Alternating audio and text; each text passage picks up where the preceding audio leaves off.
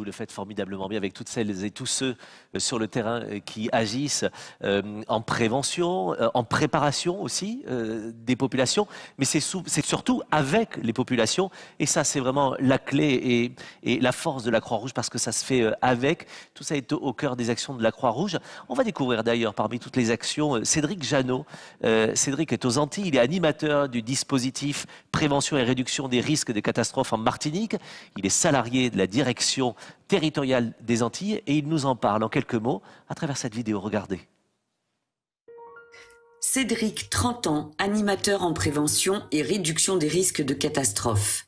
Et des catastrophes naturelles, il y en a régulièrement là où il vit, la Martinique.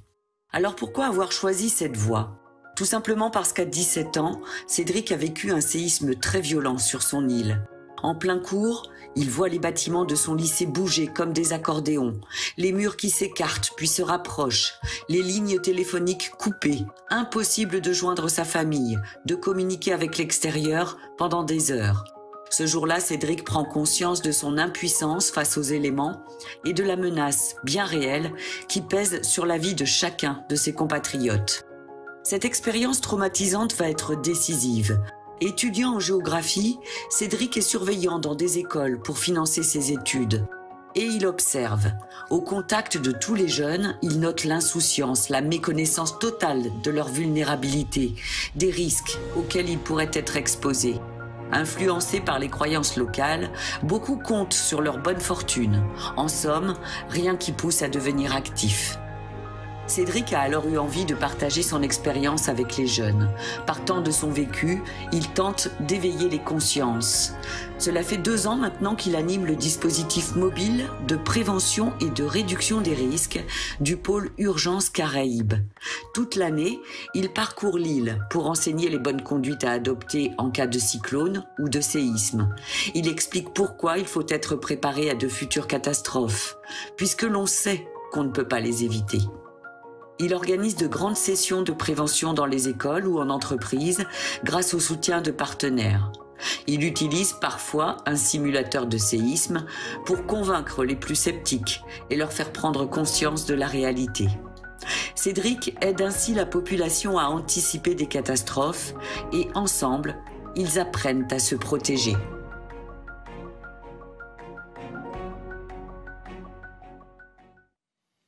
Quel joli exemple de ce que vous faites. Luna, je vous ai vu très attentive en regardant ces images. En fait, vous reconnaissez, j'imagine, dans le témoignage de Cédric et dans ce que font toutes les équipes. Vous êtes secouriste, donc toujours prête à intervenir. Comment est-ce qu'on se prépare finalement à tout cela ?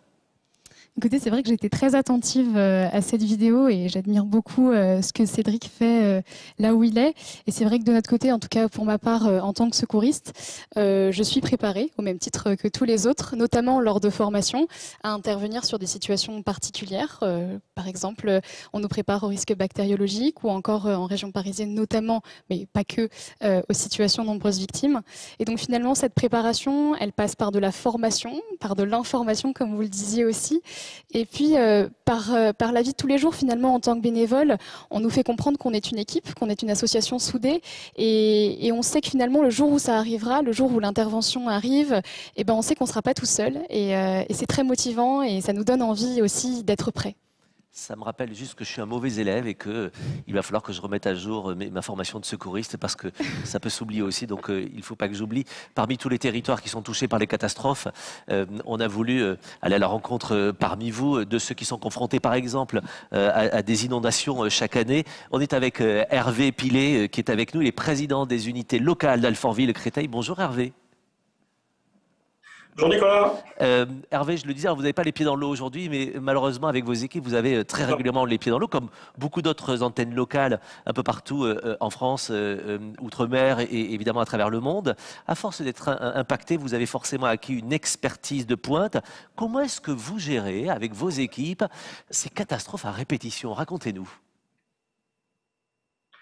Déjà, dans un premier temps, pour réussir une bonne opération de secours, quelques éléments sont à prendre en compte. Tout d'abord, la formation de nos volontaires, qui est vraiment très, très importante. l'organisation d'exercices grandeur nature sur le terrain avec tous les acteurs que l'on connaît, hein, la préfecture, le SAMU, les sapeurs-pompiers, les mairies, et puis surtout une bonne connaissance du terrain et des différents aléas qui pourraient y avoir.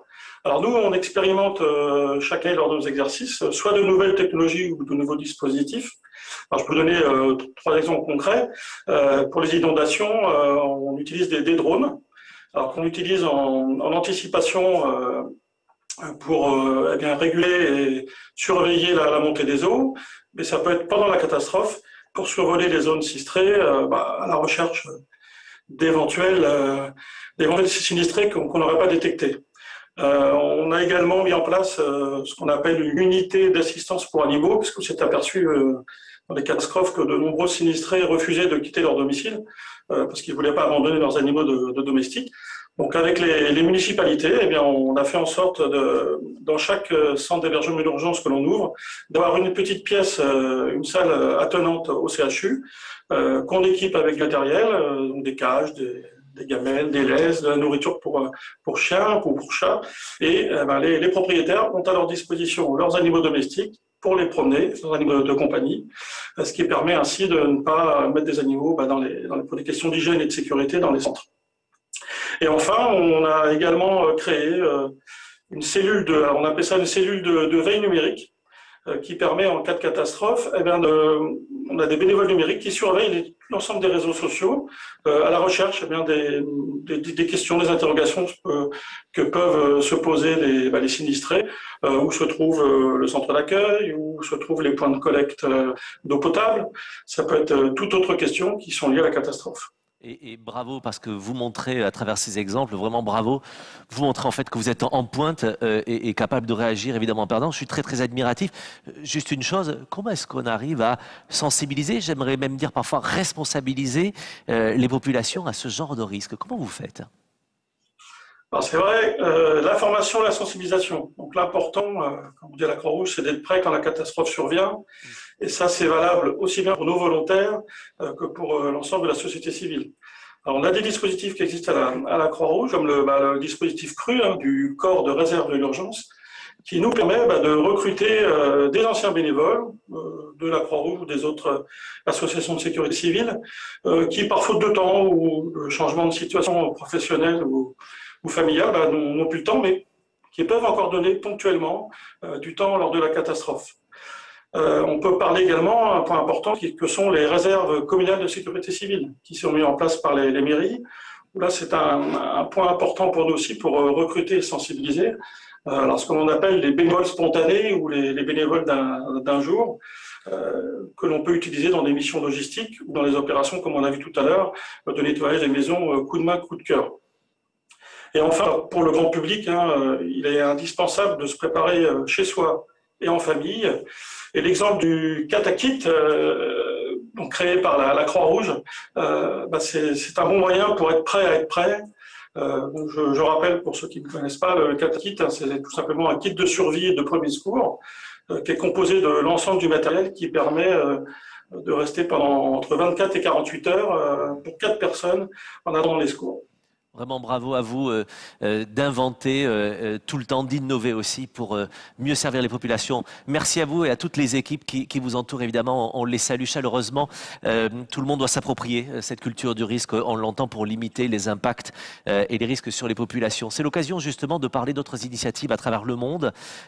Petit quiz, si je vous demande le point commun entre les Caraïbes, l'océan Indien, l'océan Pacifique, évidemment les paysages, évidemment les cartes postales, mais pas que, hélas. Ce sont des zones à travers le monde qui sont les plus exposées aux catastrophes naturelles. On parle ici de cyclones, de tempêtes tropicales, de séismes, d'éruptions volcaniques et aussi les épidémies. C'est pourquoi la Croix-Rouge française y a déployé des plateformes d'intervention régionales. Alors, je lis mes fiches pour ne pas me tromper parce que vous avez aussi des acronymes chez moi. C'est un peu barbare, il y a plein d'acronymes et tout. Donc, j'essaie de comprendre les acronymes. Il y a d'abord la PIROA, qui est la plateforme d'intervention dans la région de l'océan Indien. On va en parler dans quelques instants. Il y a la PIRAC, dans les Antilles. On les salue. Ils interviennent d'ailleurs en ce moment à Saint-Vincent des Grenadines. Ils ont été ultra réactifs et bravo à eux d'accompagner les populations. Et puis, il y a la plateforme nationale gérée par la délégation Croix-Rouge de Nouvelle-Calédonie. Évidemment, l'intérêt de ces plateformes, c'est d'agir le plus vite en cas de catastrophe. Ce dispositif est juste dingue. Moi, je l'ai découvert en préparant cette émission. Les équipes sont formées, le matériel est pré-positionné, prêt à être déployé à tout moment. Pardon, mais c'est la Croix-Rouge qui est seule à être capable d'intervenir comme ça dans le monde. Bravo à vous d'être en pointe aussi sur ces sujets. On va en parler avec Christian qui est avec nous. Et Christian Paillet, bonjour. Bonjour. Christian, vous êtes chef de la délégation régionale de l'océan Indien. C'est donc vous qui gérez la fameuse PIROI, P-I-R-O-I.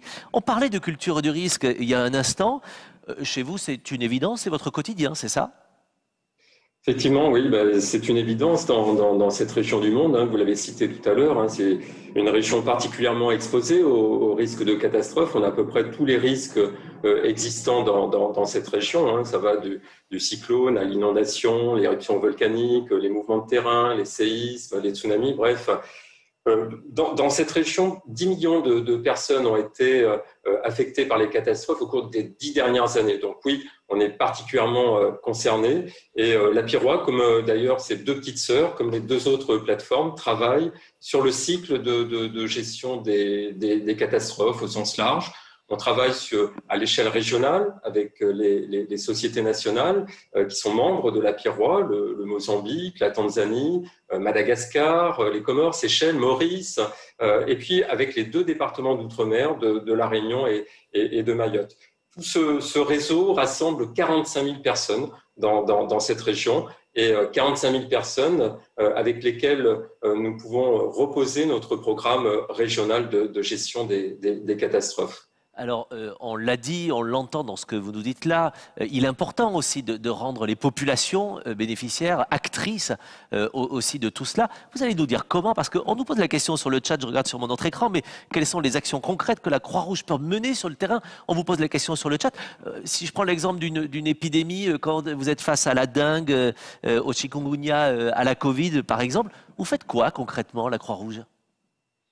Alors, sur les épidémies, qui est un des volets effectivement sur lequel nous travaillons dans le cadre de la sensibilisation ou de la réduction des risques de catastrophe, nous avons par exemple, pour prendre un exemple concret, à La Réunion, un projet qui s'appelle Paré pas paré, qui est développé sur les cycles CM1, CM2 dans les écoles avec l'éducation nationale.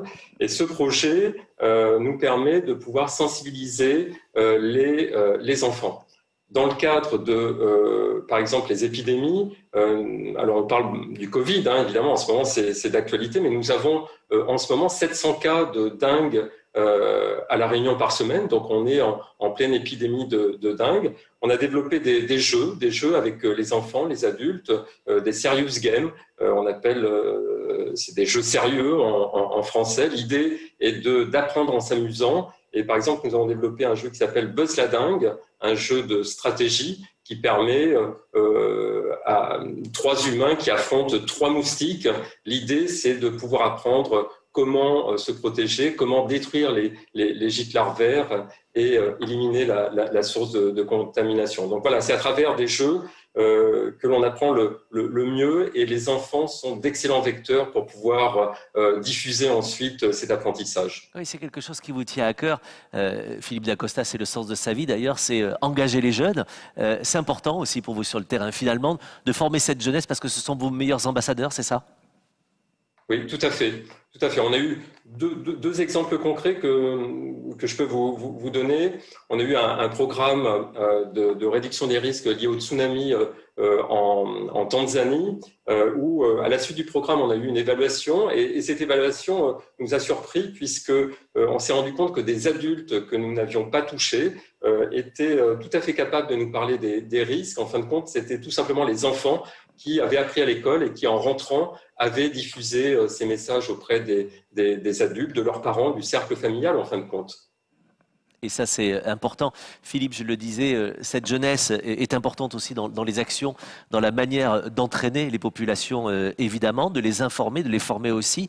Vous avez un vrai rôle d'avant-garde. Dans tout ce que j'entends, dans tout ce que je vois là, je suis vraiment admiratif. Vous avez un vrai rôle d'avant-garde dans les dispositifs de secours et notamment dans l'océan Indien.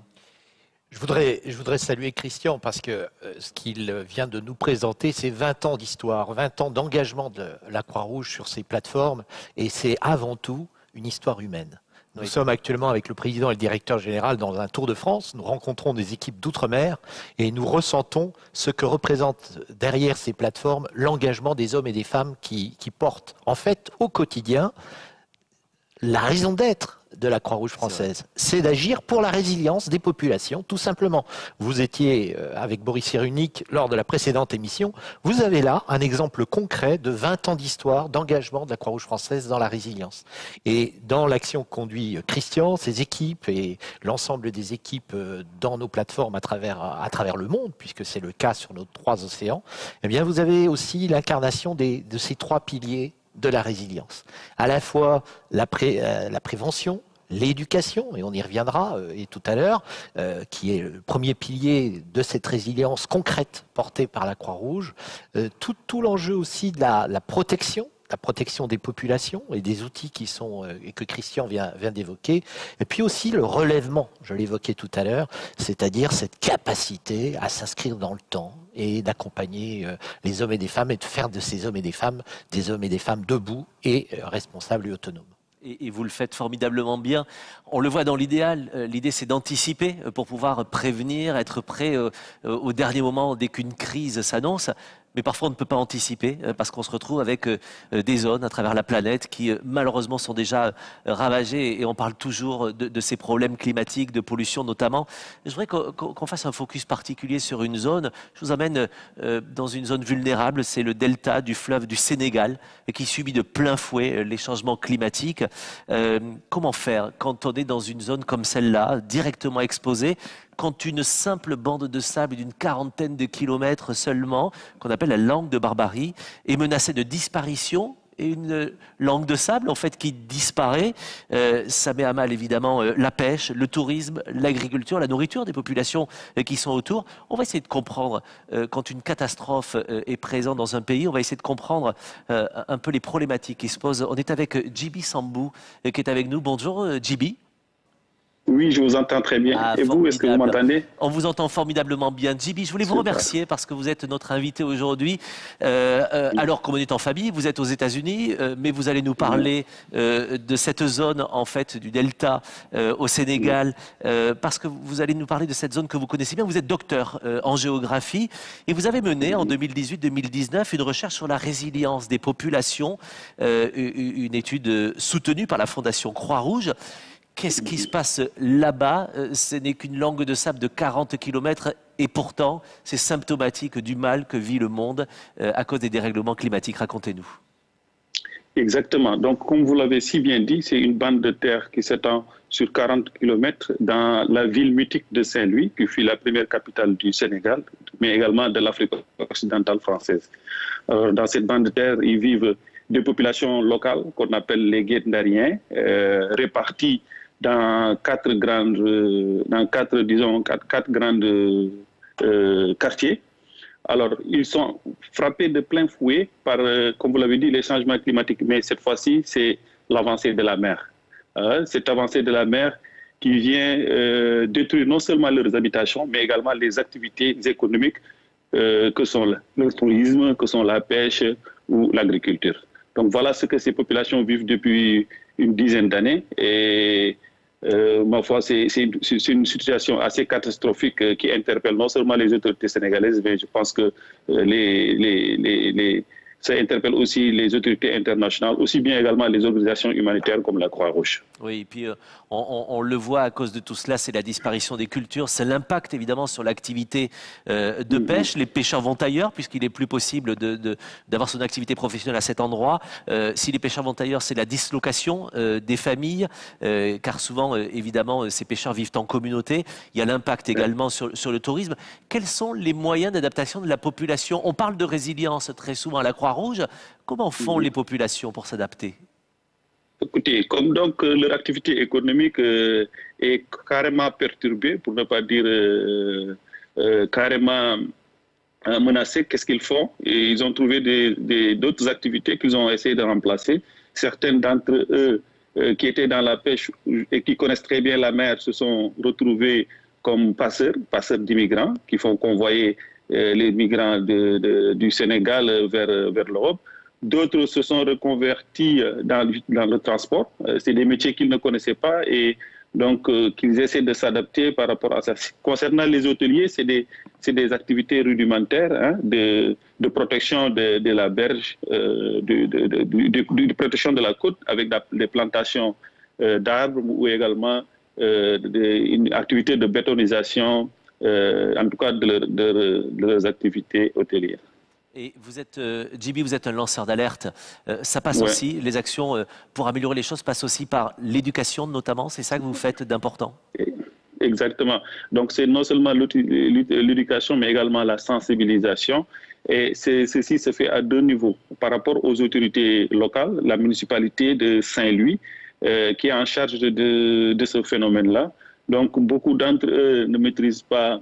Enfin, parce que c'est des élus, beaucoup d'entre eux n'ont pas effectué d'études assez élevées, assez avancées plutôt, et nous essayons maintenant de les former par rapport aux enjeux des changements climatiques, par rapport également aux recherches de fonds pour en tout cas venir à bout de cette activité. On va également en plus bas avec les enfants, où nous essayons d'organiser des activités de sensibilisation à l'école sur les menaces que posent les changements climatiques, plus précisément l'avancée de la mer à Saint-Louis. Donc, c'est des activités d'éducation, de sensibilisation et de formation également au niveau de l'université, où des modules sur le phénomène sont dispensés aux étudiants. Donc, c'est les activités que nous menons, mais également des activités également de communication, puisqu'il y a des plateaux ou des émissions de radio qui parlent de ce phénomène et nous intervenons également pour sensibiliser la population sur l'avancée de la mer et les changements climatiques.